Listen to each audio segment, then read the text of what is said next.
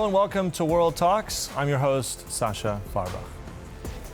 Now, NATO is sounding the alarm. Russia may be preparing to place nuclear weapons in space, potentially targeting satellites in a future conflict. Now, NATO Secretary General Mark Rutte confirmed the reports, calling the threat very worrying and a clear violation of the 1967 Outer Space Treaty.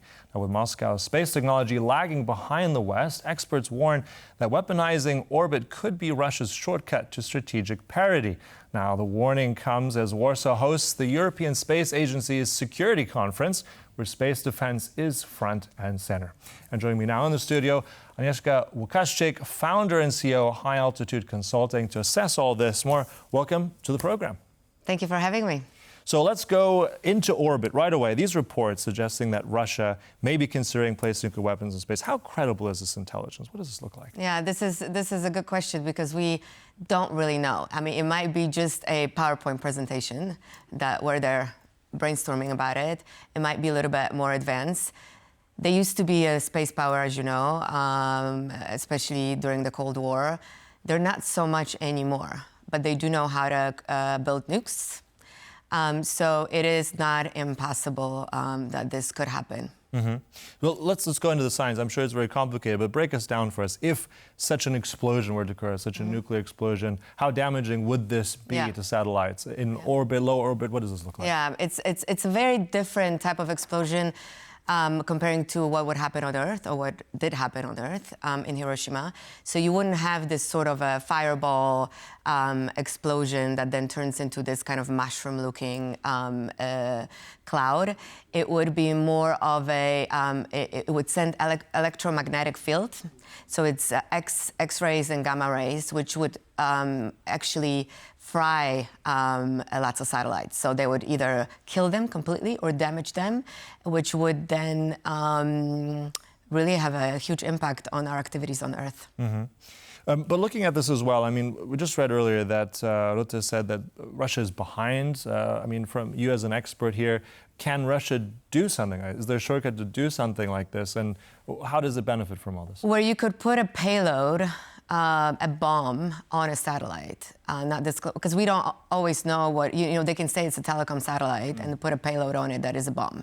We don't know how big it would be, but you can't quite know this in advance unless you have that sort of intelligence. So it's not impossible. But do they have that technology to miniaturize a nuclear bomb to such size?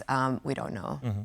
I mean, there's so many satellites in orbit. There's many that are dormant, not really functional. But I know that we know SpaceX has been setting up thousands. Yeah. So what devastation could we look at here? If some of them are lost, how would that impact? Yeah, it would be huge. I mean, especially in low Earth orbit, which is the one that is most congested.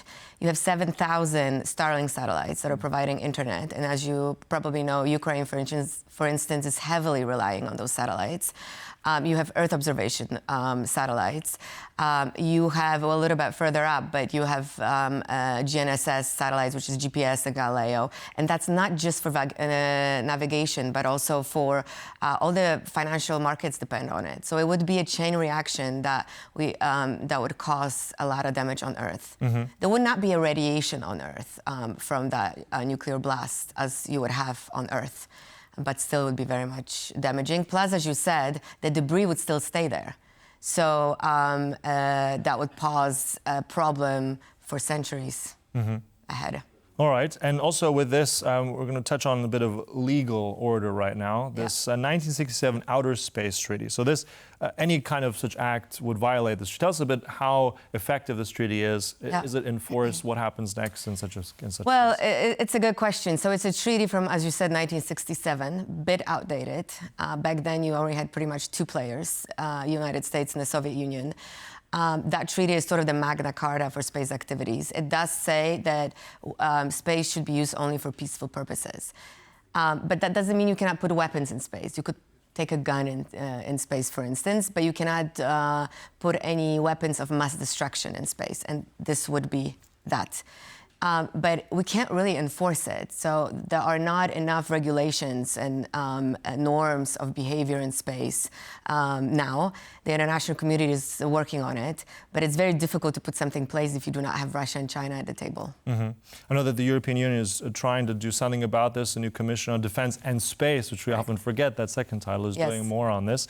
Let's talk also a bit more Brussels and NATO. NATO also building out its space commands. What do they do and where are they and how does this fit into this? So as you correctly said, European Union has now a commissioner for space and defense. It's now working on space law, or Space Act rather, that is going to put some sort of norms in space. We're going to see if they're going to be legally binding or not. A lot of it depends on negotiations. NATO itself doesn't have constellations in space. EU does, Copernicus, Galileo, but the members of NATO do. So they are also, thinking about harmonizing some sort of policies. So we have some best practices in space. Mm-hmm. And looking at current state of affairs, state of play with NATO's, and you said member states, what are their capabilities right now, surveillance-wise, satellites, looking at the Arctic, China, et cetera, name it, where do we stand with this? Are you asking about Europe, particularly? That's right. So you have Earth observation satellites, which do monitoring, and there are various resolutions for that, depending what you want to look at.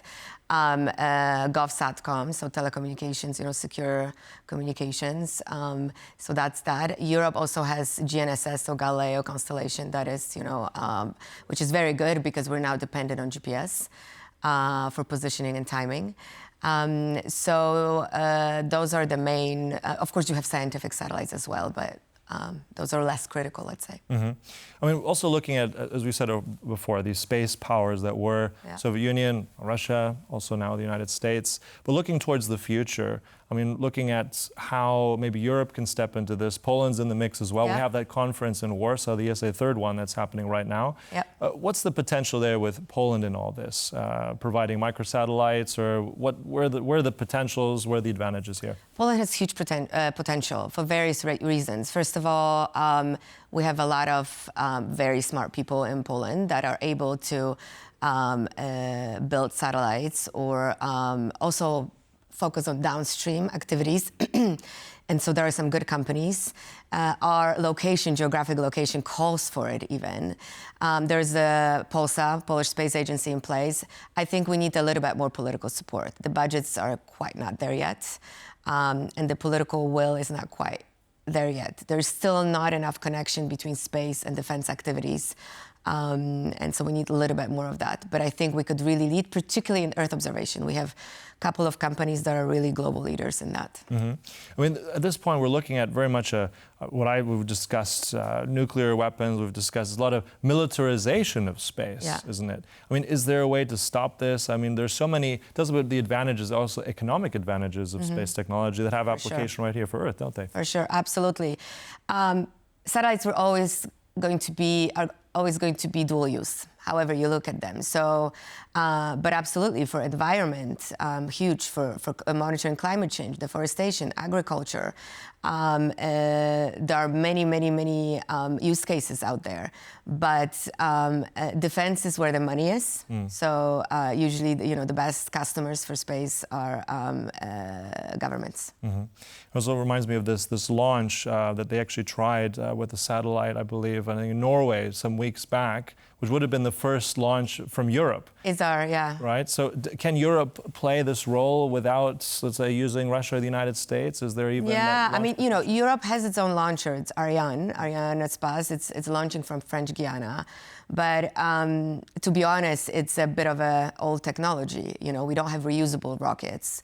And if we want to be competitive, and if we want to be ahead of the game, we need to put some fats into it. What happened in Norway was a small company called ISAR out of Germany that is building a small rocket, and I'm really supporting them a lot because I think we do need that sort of diversification. And then also looking at this conference, I want to come back to what's happening in Warsaw the next couple of days. I mean, it is significant. I mean, it's under the auspices of the Polish presidency of the EU, but nevertheless, so what do you want to come out of this? Why does this matter now?